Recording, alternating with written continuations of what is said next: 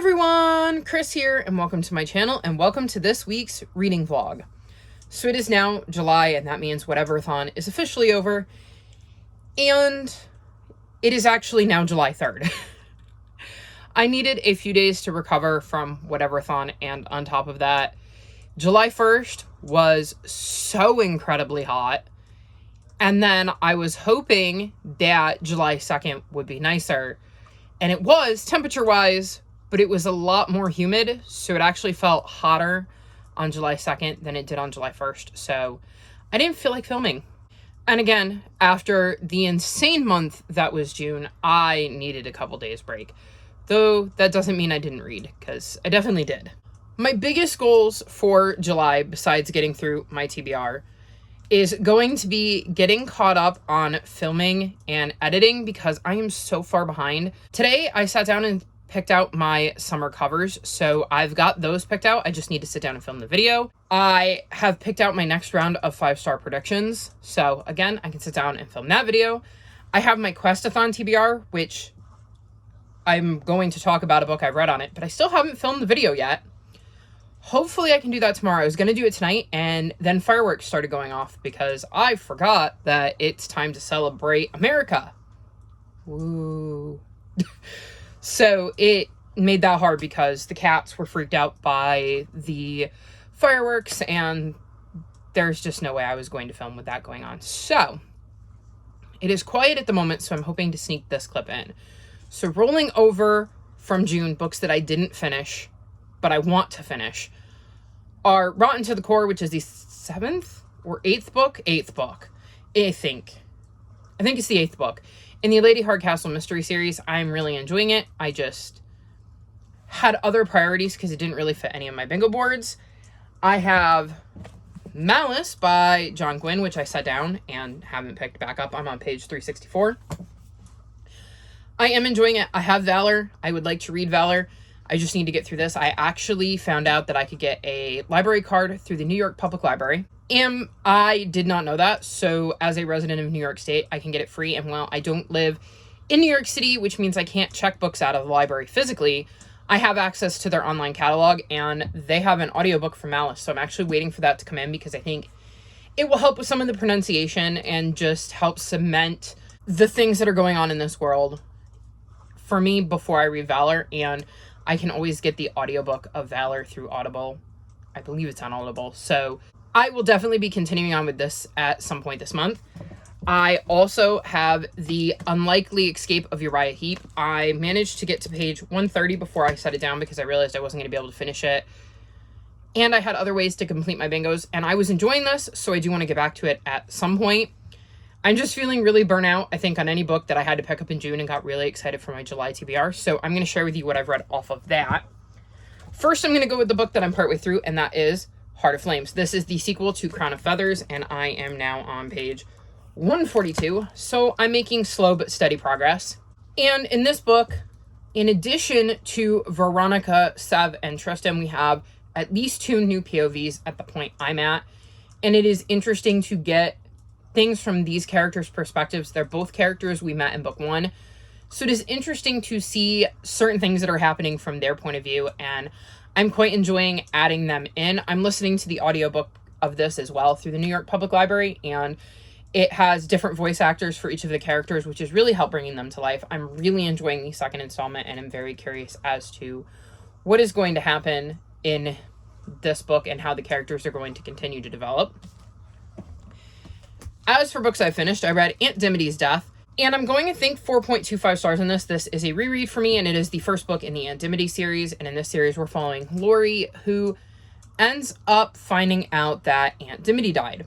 But for her, Aunt Dimity is a character in bedtime stories her mom used to tell her, so she kind of has her whole world thrown off base because she didn't realize that Aunt Dimity was an actual person, and with her mom being dead, she can't ask her mom about it, so she kind of has to piece together who Dimity is and how she was connected to her mom and what the story is of that whole situation. And I really, really enjoyed my reread of this. I had wanted to reread this series because I had read a couple of other series that I read when I was younger and found some problematic material in them that made me not want to read them now. So I wanted to go back through the series and make sure that this series didn't have any of that, and at least this book, I didn't notice any. So there wasn't anything overtly offensive in this, so I suppose that's a good start. I definitely plan to continue on with the series at some point. I actually own a whole bunch of them, which was another reason I wanted to check the series out again, because if there was something problematic, it meant I would have a whole chunk of shelf that I could unhaul and create room for more books that did not have problematic themes. So far, so good on my reread, and this gets me my weapon for the Questathon. And the weapon I'm going for is the one that allows us to skip the crisis that we're going to get each week, because, well, I wanted an easy reading month, hence why I doubled up on all the prompts and made it as relatively simple as possible, because I filmed my Phase 10 TBR first and then managed to fulfill all of the prompts that I needed to fulfill with books I was already planning on reading in July. Whereas normally I would be like looking for books that fulfilled the prompts and then try to fit them on my Phase 10 TBR. So this is book 1 down for that.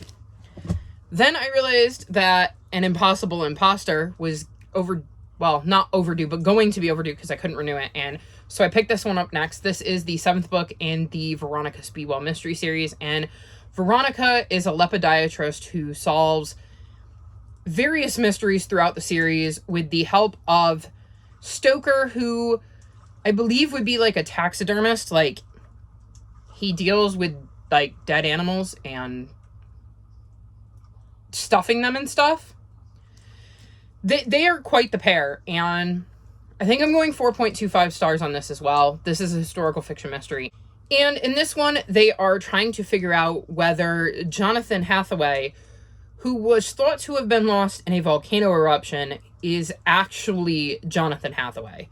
So basically, Jonathan had showed up at his family's home, and he had been removed enough from his family that his family is not 100% certain that this is actually Jonathan. And Veronica is tasked with trying to figure out whether Jonathan is actually Jonathan or somebody pretending to be Jonathan, and if so, what his motives are. So I really, really enjoyed this installment of the book, and I'm very curious as to what is going to happen next, because there were some interesting things that came up in this book that I was not expecting, and makes me very curious as to how things are going to play out in the next installment of this series. But this just came out, so I'm going to have a wait for that. So that sucks, but on the bright side, it means I'm also caught up on another series. So, and then I am partway through Book Lovers. I started this today. I'm only on page 25, so not that far into it. And I barely know what's going on, because again, 25 pages, you don't know much in 25 pages. But I'm pretty sure this is going to be like an enemies to lovers kind of story with a literary agent and a publisher, or a guy who works for a publisher, and I'm very curious to see how this is going to play out. I've liked People We Meet on Vacation and Book Lovers by Emily Henry, so I'm hoping I love this one too. This is my book for the light board for Questathon, so I'm making some decent progress in that as well. So all in all, I've already started off my week pretty successfully, though nowhere near as successfully as with Whatever-a-thon, but there's no way I'm going to read that many books in July. It's just not happening. I'm feeling very, very burnt out. And, well, I know that based on years past, Bookopoly-a-thon is coming in September, and I absolutely 100% want to participate in that. So I'm going to kind of use July and August to recharge and refuel for readathons to come at the end of the year. And, like I said, I have so many videos to catch up on. I actually got my week 2 Whatever-a-thon vlog edited and uploaded, and I'm just waiting for the music to clear the checks, and hopefully that will be out tomorrow. I edited part of the book haul I did for January, February, March. I filmed it, never posted it, never edited it, never did anything with the footage, just filmed it and then left it sitting on my phone. So I've got that edited partially. I did the majority of the edits. Now I just have to go in and like fix the pictures of the books that I needed to fix and just make sure that everything is coherent, and then I can rewatch that, make sure I caught everything, and upload that. I've also got all of the books ready for my April, May, and June haul, so yay. yeah, I've got a lot of videos that I need to film, edit, and upload, and I'm hoping I can get on task with that. I'm also planning, instead of doing recent reads, to do a top 5 and talk about my 5 favorite books I read each month, because I think that's just easier, considering I read so much that it was getting overwhelming having all of these books scattered across my room. And I kind of came up with this idea at the end of May, and before I could implement it, we were into Whatever-a-thon, and most of my spare time was spent reading. And if I wasn't reading and I was doing something booktube related, I was either filming a clip for one of my vlogs or I was editing said clips so that I could post stuff. So hopefully I will be in a much better shape this month and be able to catch up and get you guys some videos and some content, because I have missed posting, I've missed interacting with everybody, and I'm just missing talking about books with everybody. So yeah, I think that's it for now.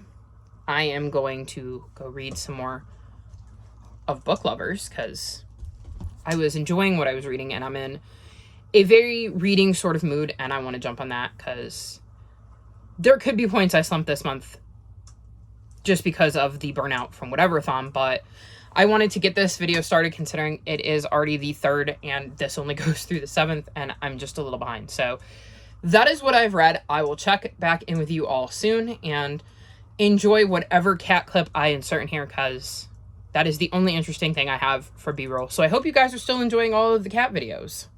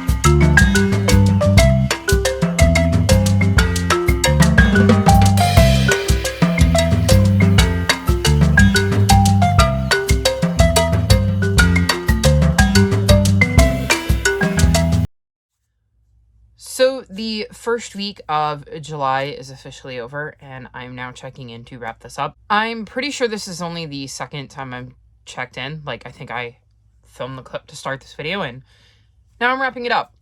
After the insanity that was Whatever-a-thon, I'm actually really excited to have a hopefully shorter vlog for everyone. I've also managed to film some sit-down videos, which is nice because I haven't filmed really any of those in forever outside of like TBRs. I have actually read quite a bit this week, so I wanted to dive in. First, I finished Book Lovers. I'm giving this 5 stars. I absolutely loved it. I stayed up till like 6 a.m. I just kept saying one more chapter, and then it got to the point where I realized I wasn't going to put it down until I finished it. So it's been a while since a book has engaged me quite like that, so like giving this 5 stars was a no-brainer.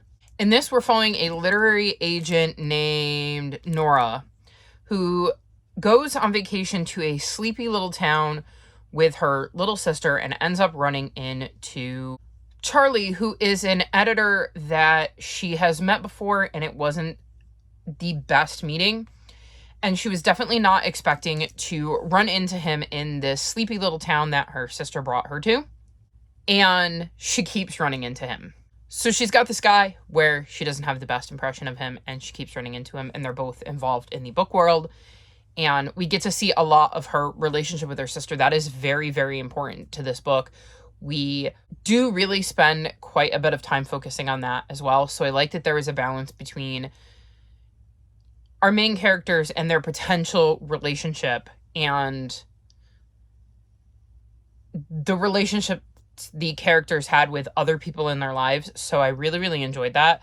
I really enjoyed the banter between Nora and Charlie. I laughed out loud multiple times while reading this. I think this is easily my favorite book of Emily Henry's, and I will definitely be reading more from them in the future. And this is probably one of my favorite books I've read all year, so not a bad way to start July. Then I read Murder on the Safari Star by M.G. Leonard and Sam Sedgman, and this is the 3rd book in the Adventures on Train series. And in this series, Hal goes on adventures on trains with his Uncle Nat, and in this one, he is going on the Safari Star. And this basically means he's going to be spending some time in Africa, and he's got his trusty notebook ready to draw all sorts of different animals that he's going to see on this, because the idea is that they're going to be seeing African animals on this like African safari train journey. And while he is on the train, somebody ends up getting murdered, or appears to maybe have been murdered, and Hal has to use his sleuthing skills that he's picked up in the first 2 books along with his drawing skills to try to suss out who done it.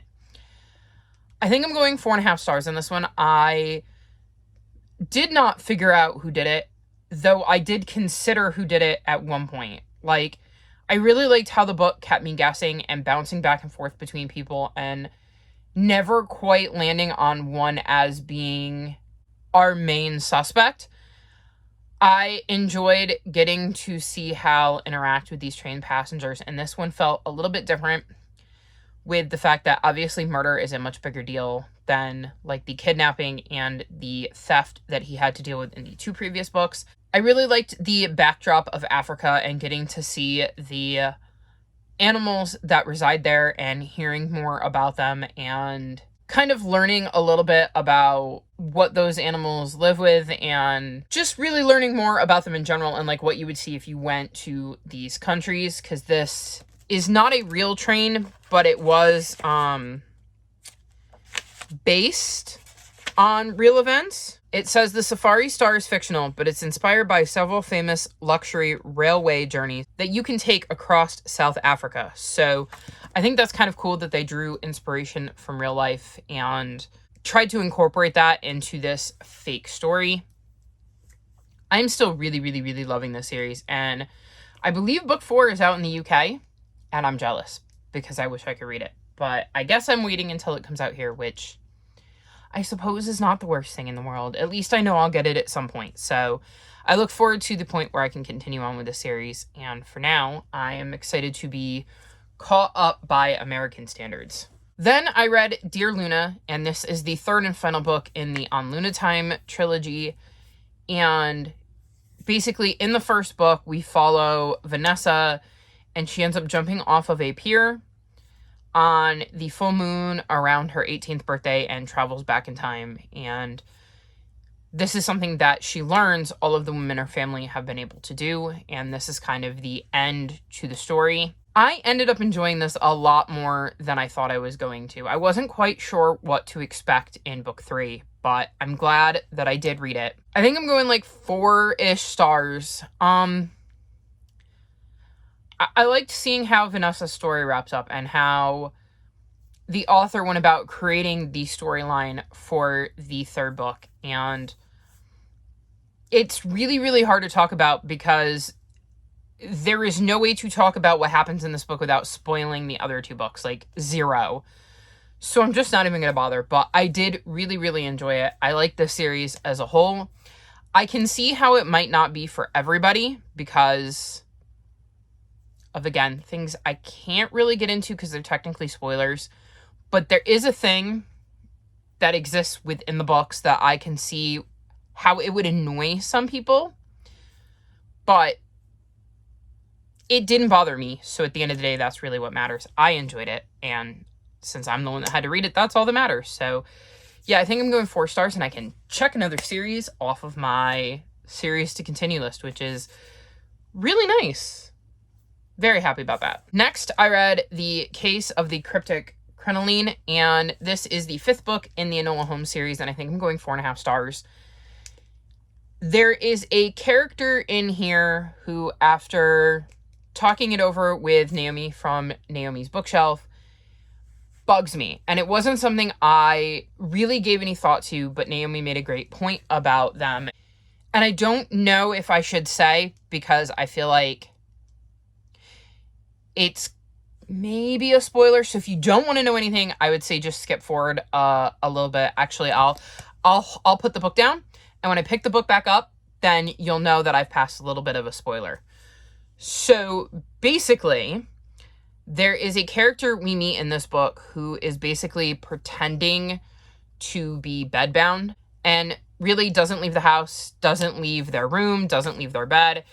And Enola ends up finding out that they're perfectly capable of leaving their bed. They just choose not to avoid some of the social necessities that were required of them due to the time period. And it didn't even click to me that they were essentially pretending to have a disability that they didn't. And Naomi pointed it out in our buddy chat about it. And it is a great point and definitely knocks it down a little bit for me, because I know how much it bugs me when I try to explain my anxiety and how hard that can make it for me to function the way a quote unquote normal person would function. And people don't believe me because they think I'm faking it. And Naomi made a great point that something like this can be very annoying in the sense of this character is fine and is just faking it. So I didn't really look at it that way, but once Naomi pointed it out, I was definitely on board with it, and she made a great point. And that definitely lowered my star rating. Like, I think it would have gotten 5 stars had it not been for that. Okay, end of spoilers. And I was just saying that thing was the thing that kept me from giving this book 5 stars. I really enjoyed the mystery. Like, we got into the mystery right away, which again, I'm loving the fact that we seem to have gotten over that hump in the first 2 books where the mystery was the back burner and we were really focused on character and world building. And now that we know the characters, we know the world, we're diving into the mysteries much quicker. And this book just was like so fast paced that I really didn't want to put it down. It was hard to put it down long enough to tell Naomi what I was thinking because I just wanted to keep going. I really liked the character development and the world building that we continued to get because Nancy Springer has definitely found a great balance of that. And I am super excited to read book 6, which I should be doing this weekend. At least that's the plan. So still loving this series and can't wait to see what Enola gets up to in book 6. Then I finished The Trials of Morgan Crow, which is the first book in the Nevermore series. This is a reread for me. It got 5 stars. I absolutely loved it. I've got all 3 audiobooks out from the library right now, so I'm kind of listening to them back to back to back because I've never done that before. And I know book 4 just got pushed, but I really was in the mood to read them, so I'll reread them now, and then I'll reread them again next year when we get closer to the time when the book comes out. I have never listened to the audiobooks for books 2 and 3 before, so I'm really excited to be able to listen to them. And I will add that I have actually started the audiobook for book 2, and I'm enjoying it. I really, really love this series. It follows a young girl named Morgan who was told she was going to die on the eve of her 11th birthday because she was cursed, and she ends up getting rescued by a man named Jupiter North who whisks her off to Nevermore, where she completes in trials to try to join the Wondrous Society. I think that's what it's called. My brain just went and decided it was not going to give me words. I think that's what it's called. And basically she wants to join that because it's helped her escape the curse, and she is really apprehensive about the trials, but also really, really wants to pass them because it's essentially giving her the opportunity to have everything she's ever wanted on a silver platter. I just adore the series and the characters and the world, and I'm very much enjoying being back in that world with Morgan. So those are all the books I've finished. I will mention the books that I'm in the midst of. I'm still reading Rotten to the Core, which is the 8th Lady Hardcastle mystery book. And I have about an hour left of that audiobook, so hopefully I will finish that soon. I have not picked up The Unlikely Escape of Uriah Heep yet, but I do plan to get back to this at some point. I started Lyriel because I have the audiobook out and it's due back to the library and somebody's waiting for it, so I did start this. I am on page 44, and I don't know because I read Sabriel, and I thought Sabriel was all right. And then I picked this one up, and there is a huge time jump between Sabriel and this one. So I don't know if I want to keep reading this. But I will say this book intrigued me faster than Sabriel did, so I'm kind of tempted to stick with it. We'll see what I end up doing, but I think for right now I am going to read it, but I'm not 100% on that. I've read some more of Heart of Flames. I am on page 182, so I'm making some decent progress in this. One of our new POVs in this one, I hate. Like, really, truly, and utterly hate, and I'm just hoping that at some point during the series, they get some comeuppance. If you've read the series, you should know who I'm talking about based on the details, we would know at this point. And I'm not saying they can't be redeemed, because maybe that is where the story's going, but from where I'm sitting, I hate them. I really, really, really, really hate them. And it's not a good kind of hate. Like, yes, I want to see them get their comeuppance, but it's not a good kind of hate. It's almost makes me want to put down the book kind of hate, which in wrestling is go away heat. So I'm going to use a wrestling analogy for this because I love wrestling. And with the bad guys in wrestling, there's two different kinds of essentially booing you can do, or heel heat, because the bad guys in wrestling are called heels. And with heel heat, it's either, ooh, I hate you, but I hate you in a good way because you're doing your job, you're making me dislike you, and I want to see the good guy beat you up. Or there is heel heat in a, I am so tired of watching you, please get off of my screen, you're boring me. Or I really dislike you, you're not doing anything for me, I don't care about you, just go away. And while yes, I want to see this character get some comeuppance, I don't even know what that would look like, to be honest. And I'd rather they just go away and leave the good guys alone. And so I don't know that I'm enjoying this as much as I enjoy book one. I don't know if that made sense to anyone, but hopefully I explained it well enough that this character is just getting tons of go away heat for me. I just want them to go away. If I flipped a few chapters in and they died, I would be like, yes, thank you, we can move on now. Give me a different baddie to root against, because they're not doing it for me. So, and I'm not even sure the character is supposed to be the baddie. I don't know. I'm just not enjoying it, and yeah, we'll see how it goes as I continue reading this one. And then the last book I have an update for is Malice. I've actually picked Malice back up. So I am now on page 423. So I've read another little chunk of this. I am listening to an audiobook now because I found out I was watching a live stream. I don't remember who said it. Apparently, if you live in New York State, you can get a New York Public Library card, even if you don't live in New York City, and use the online library, so ebooks and audiobooks. And the New York Public Library, unlike my local library, has an audiobook of Malice. So I've been listening to the audiobook of this now, so I should be able to get through it a little bit faster, and I'm very, very intrigued with where we're going, because some interesting things happened, like, right after when I put it down.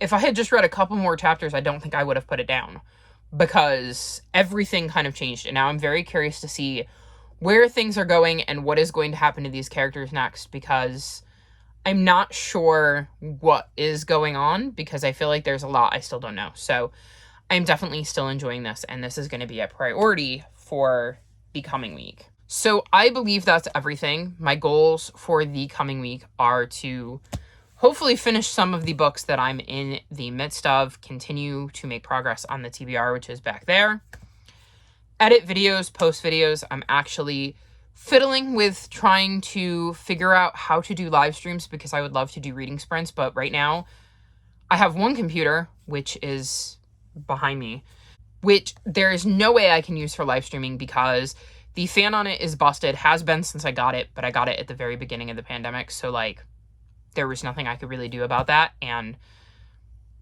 now it's more of a, I can't afford to do anything about that. So, I mean, it's worked for the last 2 years. I can live with it.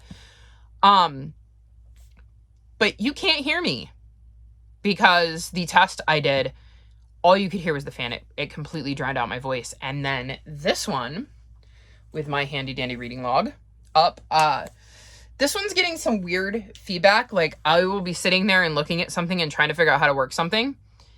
Or I could just be sitting there in silence, like checking my phone, and you'll hear this weird feedback, and I don't know why or what it's picking up, and I don't quite know what to do about that. I know the first stream I did, like test stream, it literally sounded like somebody was talking. And I'm just like, do I have ghosts in my room? Am I haunted? So I don't quite know what I'm going to do with that, but I'm hoping I can figure it out, because I really would like to do some sprints, because I know I love reading sprints, and I know reading sprints are really popular, and I feel like there can never be enough of those. So hopefully I can figure it out, but that's my goal for the coming week, is just lots of finishing up books that I'm in the midst of, because I think I'm in the midst of 5 of them. No, 4 of them. No, 5 of them. these four, and Rotten to the Core. So hopefully I can make some progress on those, and like I said, make some progress on my TBR. So I'm going to wrap this up. All of my social media, including my Discord, is linked in the description below if you'd like to come chat with me. If you've made it this far in the video, leave me elephant emojis in honor of my little stuffed elephant here, who is very soft and is normally not in my bed. I don't know how he got in my bed, but normally he sits on my bookcase, but apparently he's in my bed today. So yeah, leave me elephants in honor of him. Like this video and subscribe to my channel, and I'll talk to you next time. Bye!